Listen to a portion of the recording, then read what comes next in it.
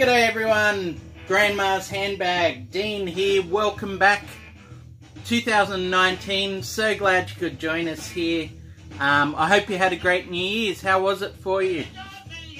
Good to be back starting a new year, and what better way to do it than to be like a truant school kid and not do the homework I promised you all. The top 100, no, that'll start next one. A bit of fun, first Vinyl Tag 2019.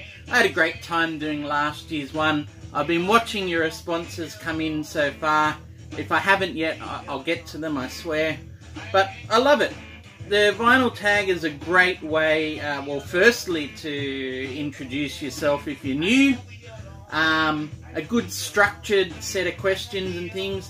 Great way to learn a little bit more about people. Kind of think of it as someone else programming your channel while you present it.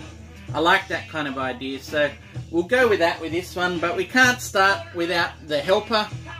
We've got Young Henry's Newtowner Pale Ale, and this one is actually a craft brewery that was started by a bunch of guys in a Sydney band. Now, I've forgotten their name, but they brew a tasty beer.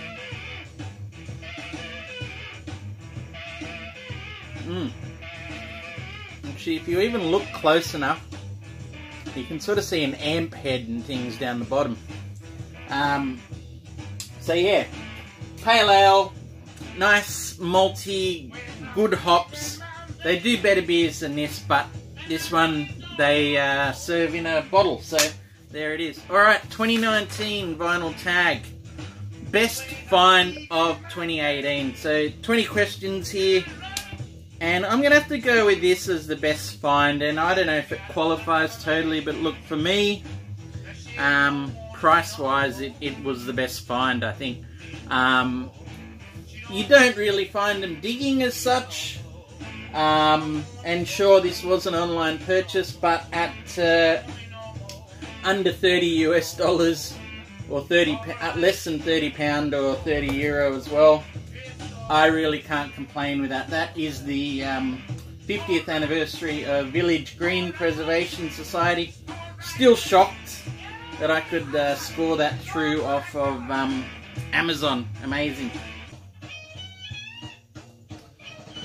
Alright.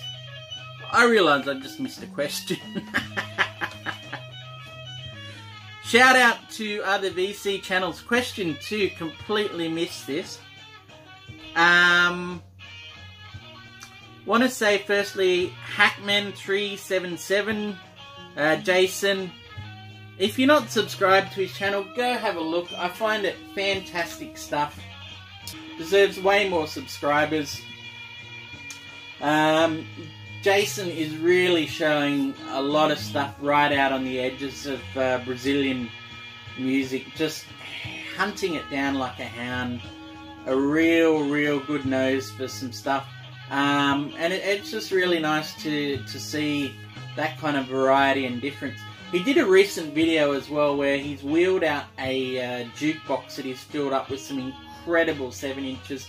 I was in heaven on that video because it's just him talking, showing some of these 7-inches or things, and this warm, fat sound just coming out of that jukebox. Lovely stuff, really good. Hackman377. Brian, Black Beans and Rice. That's a recent channel. Brian's been doing some great stuff. Plenty of variety. Just enjoys his music. Great talking about it too. Likewise, Rob at Sound Strange.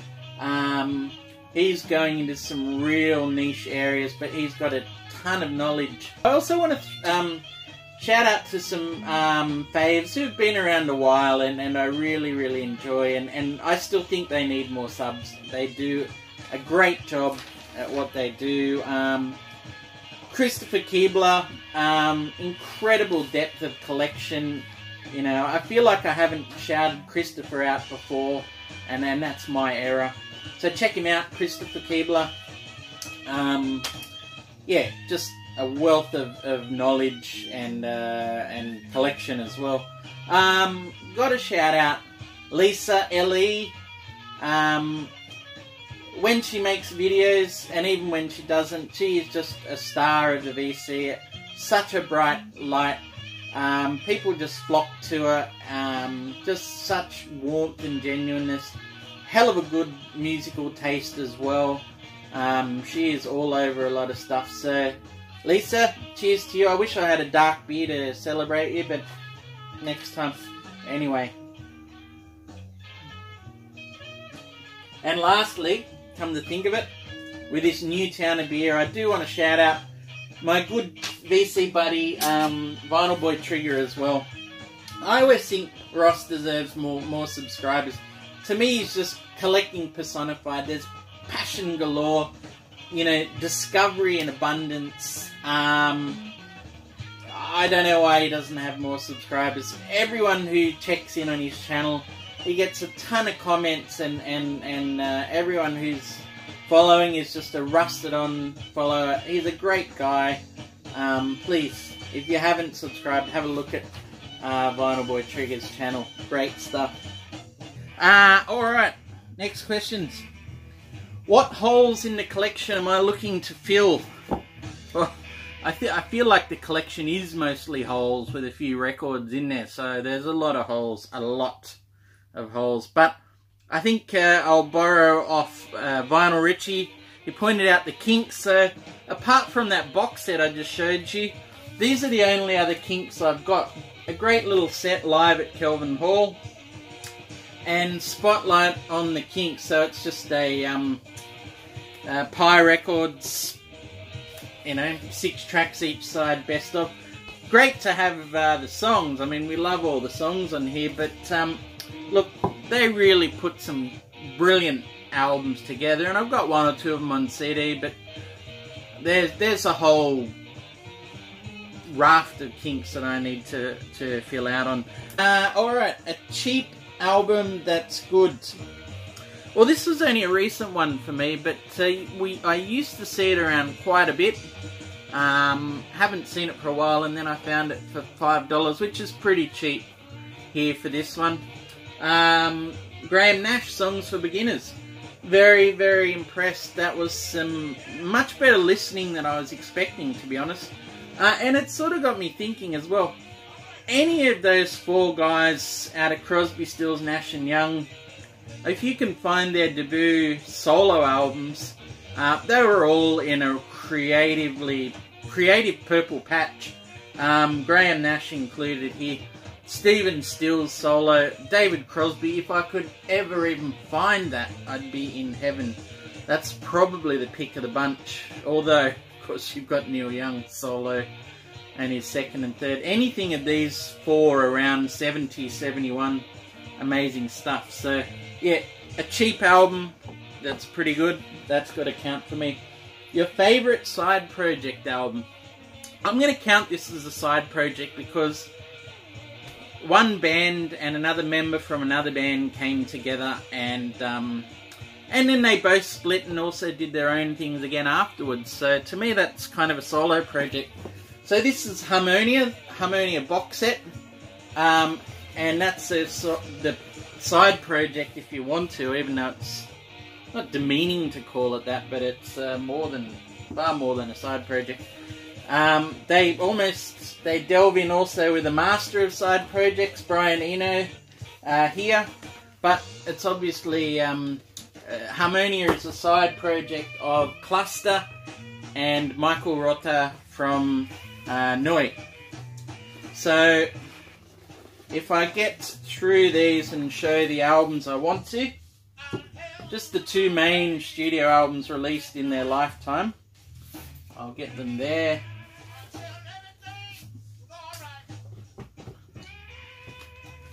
So, Music von Harmonia, that first album very much more on the cluster and ambient side of things, whereas the second album, Deluxe, very much on the Rother and Noise side of things, when you've got Mani Neumauer coming into drum on there. So, 2 great albums showing the 2 separate strengths of the songwriting and the band side projects on each of them.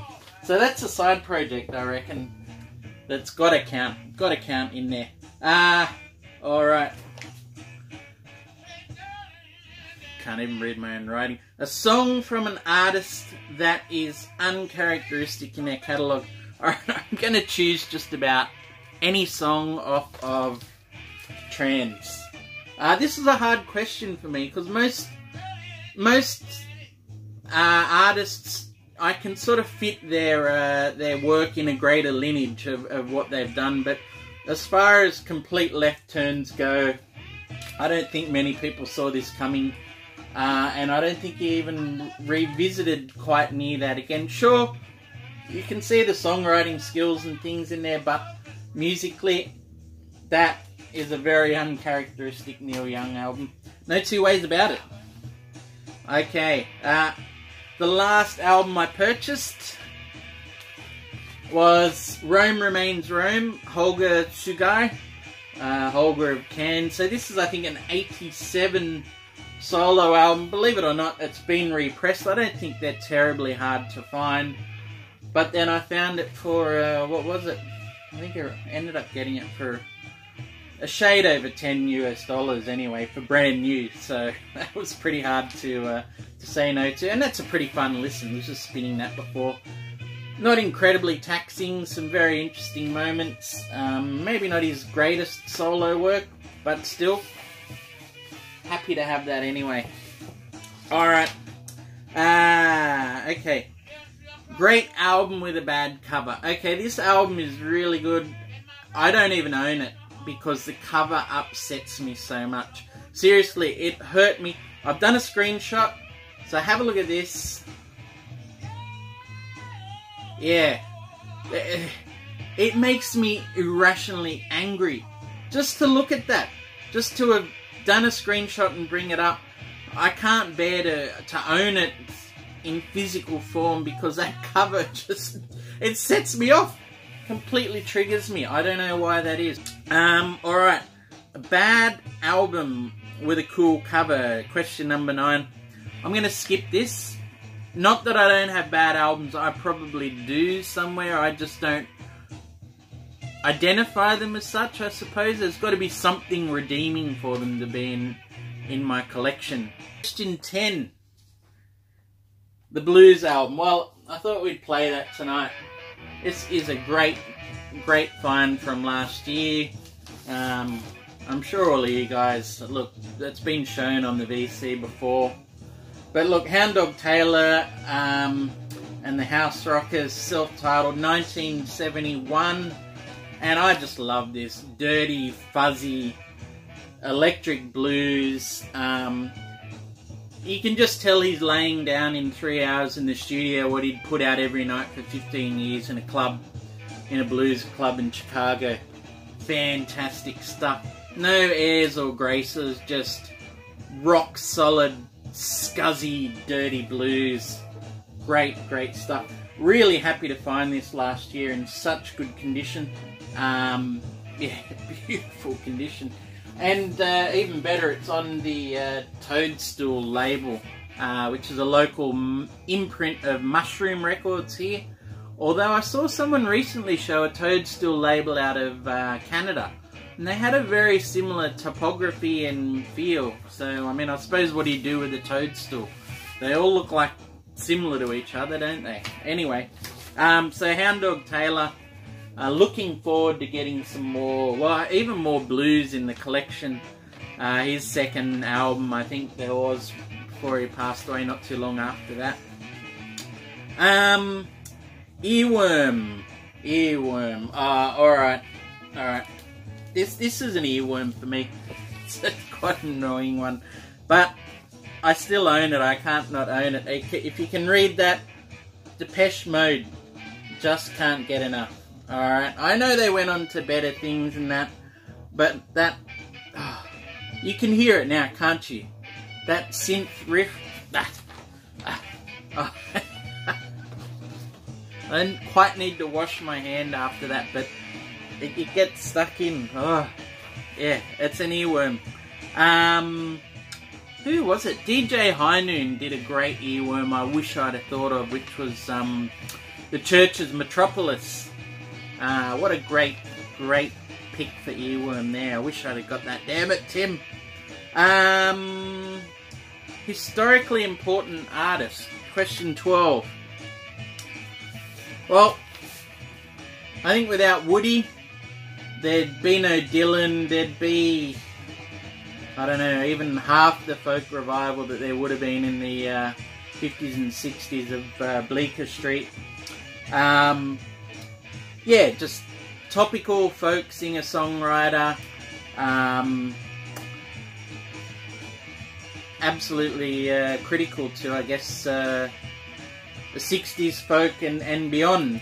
You know, even today, it's a lovely Folkways. Even the record cover, to me, coming out on Folkways, feels like it's historically important from when it was put out. So, yeah, Woody Guthrie for historically important. Alright, question 13. Album owned because of my parents. Well, this one I've owned independently of them because it's a fantastic album. You're not gonna, I'm sure you won't disagree with me on here, but it's also because of the sentiment of it. So the Beatles' Abbey Road. Now this is my copy. I've made it pretty clear to my parents when they ever decided to get rid of their collection that I'd love their copy. But my parents started dating with this album as a soundtrack, basically. So they actually lived, honestly, within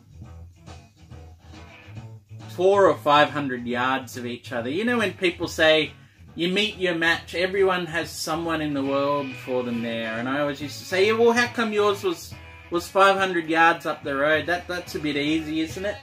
But this is the album that soundtracked their courting or dating in '69. It'd be on at parties everywhere they went to. So yeah, very, very, very important. Now I can't think of this album without thinking of Mum and Dad. I tell them that as well, don't you worry. And look, even their copy has a bloody skip on it that we never could. You just knew every time I Want You, She's So Heavy came through, it would basically skip somewhere toward the end, and it would almost be a lock groove skip. I was happy for that song to go on forever, but you knew just over halfway through you'd have to get up and, you know, give the floor a bit of a tap with your heel just to get it out of that locked groove. So, even when we bought the CD, you used to wait for that skip, that lock groove skip. Anyway, yeah, fun memories. Okay. Best dollar bin find. Question 14. I'm going to go with two here. I'm going to go with the best one I've ever made, firstly, and the best one of the last year. And I hope you count this. The best one I ever made was actually $2, but it did contain 3 LPs. So Nick Drake's Fruit Tree, complete works from 1979. Yeah, for the grand sum of $2. This is one of those few albums where I've actually walked into the shop and felt destined to find. And I've never had that feeling, or maybe once before that I can't think of now, but walked in going, I'm going to find Nick Drake today, and being a cheap student, looked in the dollar bins and there it was. Completely shaped my listening experience since. Dollar bin 2018 for $1. The double disc of Ella Abracadabra. Ella sings the Antonio Carlos Jobim songbook. So double LP on the Pablo Today label, which was Norman Grand's of Verve. He took his star and favourite artist with him for his post-Verve label, and yeah, look, I love that picture of Ella on the back. And this has been just a great, great buck find. Very happy with that one. Alright, favourite double album. I didn't even pull this out. Hang on. Bear with me, everyone. Alright, there it is. Rolling Stones Exile on Main Street. I've just taken this being the highest ranked double LP in the forthcoming top 100. So there it is. Look, what more do you need to say about this? Absolute brilliance. Stone's best album for me. What more can I say? Album learned from the VC in the last year. This is one I would have pretty much completely washed over had I not heard of it through the VC. Brendan, my friend Morrissey, Tales from the Crate. There's been others as well. Willis Allen Ramsey is self-titled. 72 on Shelter Records. Just a great singer-songwriter stuff. Unassuming but quality stuff. Really enjoyed that one. Alright, we got 10-inch. From the collection, a couple, the first two from Cloud Dead. Cloud Dead were a, I think they call them abstract hip-hop or experimental hip-hop stuff. 2000, I think these came out. Very interesting collagey sounds with kind of slowed down hip-hop beats and not a lot from memory. Very disjointed rapping, if there is any at all. Almost ambient in their hip-hop in that one. 7-inch. Really been loving this one lately. And I might even drop a needle drop in there. This is Shogun in the Sheets. Hold On Kid with Piss and Blood. I want to share this one. Have a listen. Andrew Tales from the Crate. I feel like this has got your name on it. Punk and soul. Love it.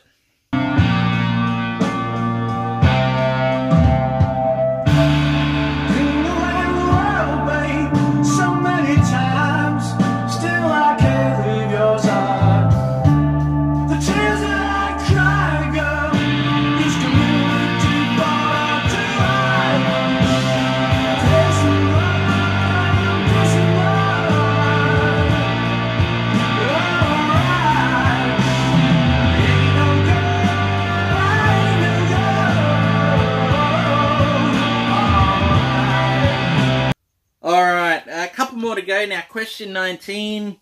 Favorite album to fall asleep to? Spiritualized Pure Phase. There's just a lot of soporific, sleep-inducing sounds on this album, and especially towards the back end, or not that you're going to see the back, towards the second half of the or the last side of the double album. Yeah, just very drony, minimal, trancey, whispered kind of sounds that always used to put them on, especially on my CD copy, and just drift away. Perfect stuff for that. Alright, number 20. Great question this. Favourite VC experience and or advice for people contemplating making videos. Alright. Favourite VC experience is just the VC made flesh. Meetups. If you can do it, do it. It's just a lovely thing to be in the presence of like-minded folk. Like, it's wonderful connecting through our videos over the web, and there's connections and things I've made with folks overseas I never even would have thought possible 18 months or 2 years ago. Just had no idea. And it just enriches a lot of parts of your life knowing that. But meet up in person. You know, I mean, I'm even contemplating grabbing a cheap ticket if I ever see one to jump to America and just see who I can bump into somewhere. You know, would it be East Coast? Would it be the West Coast? Where would I end up? It'd be very interesting to see. Advice for people contemplating making videos. I would say you do have something to say. I started off thinking, who wants to listen to me? I'm just, what did my dad used to say? Opinions are like arseholes. Everybody's got one. And look, And I'm not going to deny that, but at the same time, if you wonder, well, what can I add? I'll just put this to you, that you do have something to say, because we might all know the music and the albums and things that we show, but we don't know how you felt or experienced that album. And to know that we're not alone in how we hear and experience things, it's a very powerful thing. So with that in mind, jump on, tell us how you view it, how you feel it, how you see it. You know, that's the thing I think we all like to hear. You know, we all know how we feel and we love to share that, but jump on and discuss it. And that's it, everyone. Thank you so much. Yeah, this has been always a great video to make. Hope you enjoyed. Look forward to hearing more of your vinyl tags as well. And yeah, if you saw any favourites or you've got any better suggestions for my answers, please let me know. As always, love to hear from you. Normal transmission, the top 100 will begin very shortly. In the meantime, take care, everyone. Talk to you soon.